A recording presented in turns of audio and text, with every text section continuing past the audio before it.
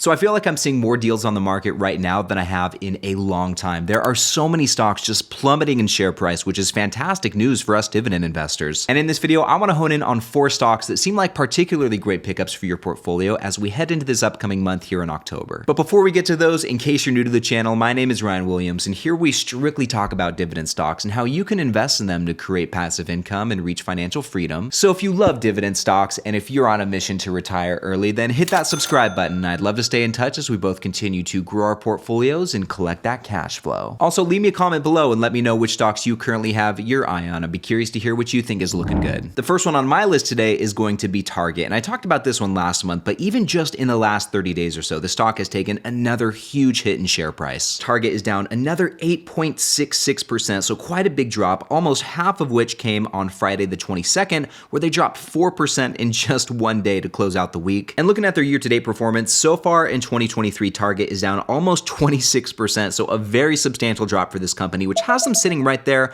at their 52-week low. And at this point, if Target just keeps going as it has been, it would not be surprising to see it get to about $100 per share, possibly even below, at which point it would be a screaming deal that would be impossible to ignore, in my opinion. But the share price right now is starting to reach levels we haven't seen since the start of the pandemic, and with that, the dividend stats on this Dividend King are getting pretty impossible to resist. Starting with the dividend yield, this is sitting at 3.91%, which as we can see is the closest the yield has been to 4% since 2018, and it'll be there if the share price hits $110, which is totally feasible. Anyway, in my opinion, a 4% yield would make Target a triple threat in the dividend department, as it would then have a high yield, a high dividend growth rate, which is currently looking very nice at almost 12%, and an extensive dividend growth history, which, like I said a moment ago, Target is a dividend king, and they've been growing this bad boy for 54 straight years. Overall, I think this would be a great one to consider adding to your portfolio, and I actually might have to revisit this stock myself since it really is getting so ridiculously beaten up. And speaking of beaten up, this next stock is UPS, which is looking like it stepped into the ring with Ivan Drago and just went down hard this last month, and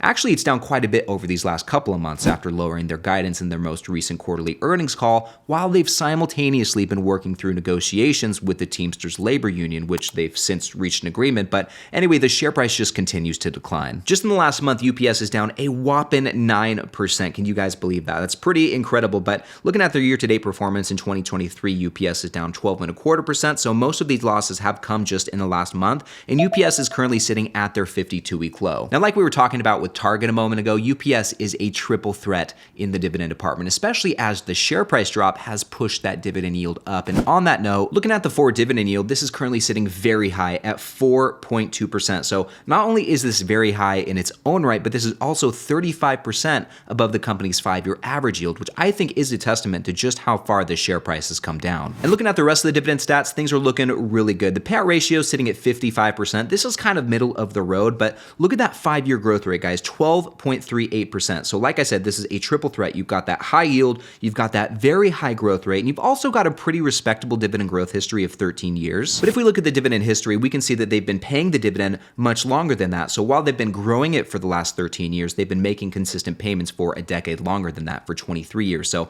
really strong consistency in the dividend department. Anyway, guys, next up, this third stock is going to be WP Carey. And you know we had to talk about this one because WP Carey just announced that they'll be spinning off the majority of their office portfolio into another real estate investment trust called Net Lease Office Properties, and they'll be selling the rest of the office assets remaining on their balance sheet. In other words, WP Carey is getting rid of all of their office properties. And if you want to learn more about it, I just covered the news in great detail in a live stream a couple of days ago, which I'll link in the pinned comment down below. But anyway, the market did not respond well to the news at all. Looking at the share price performance just in the last month, overall they're down nearly 10%, which is just absolutely mind-blowing. But we can see they really jumped off a cliff right here. They went from being at about $64 per share down to their current price of just under $57 per share. So absolutely insane. And switching gears, looking at their year-to-date performance, this leaves them with a 26.3% loss and also has them sitting right there at their 52-week low. Now, one key component to the spinoff news that really upset investors was the company's mention of resetting the dividend policy, as they put it, which on one hand sounds good because they're targeting a 70 to 75% AFFO payout ratio, so that dividend will stay well covered. But at the same time, this is going to result in a lower dividend payment per share, which to many investors feels like a dividend cut. So there is that. But I will say, as a shareholder, I'm hopeful that this big move will result in more dividend growth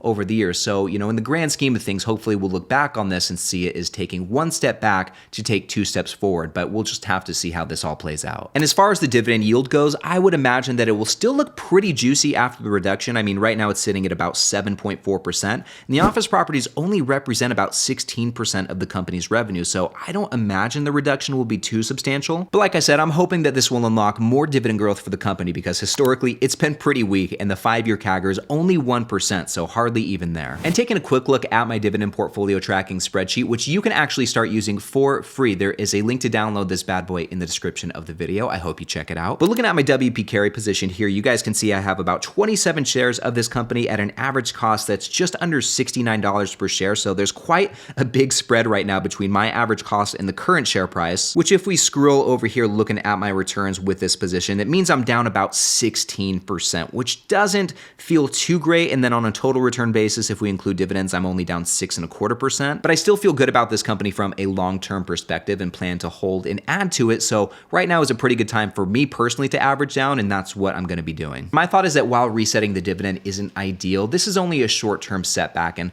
I can see how this can be good for the company over the long term, which is the timeline that really matters. So once again, I personally see this as a great buying opportunity, and I will be taking advantage of it. Anyway, with that, guys, moving on to the next stock, we are staying in the real estate sector, looking at none other than Realty Income. And I know a lot of you guys out there have already been buying Realty Income, and I have as well. This is a stock that I'm definitely putting my money where my mouth is, and so far, I've picked up more shares almost every week this month, and definitely plan to keep it going since it just keeps coming down in share price. Looking at the performance in the last month, Realty Income is down not as much as WP Carey, but still no small amount, 8.3%. And here at the end of the month, I think they did drop a bit more in share price here just to show some sympathy to WP Carey. But anyway, looking at their year-to-date performance, this leaves Realty Income with a 19% loss in 2023, and they're sitting very low at their 52-week low. This is the lowest Realty Income has been for a long time, and it wouldn't be out of the question for them to break into the $40 per share range if they just keep going at this rate. But anyway, looking at the dividend stats, the forward yield is sitting very high,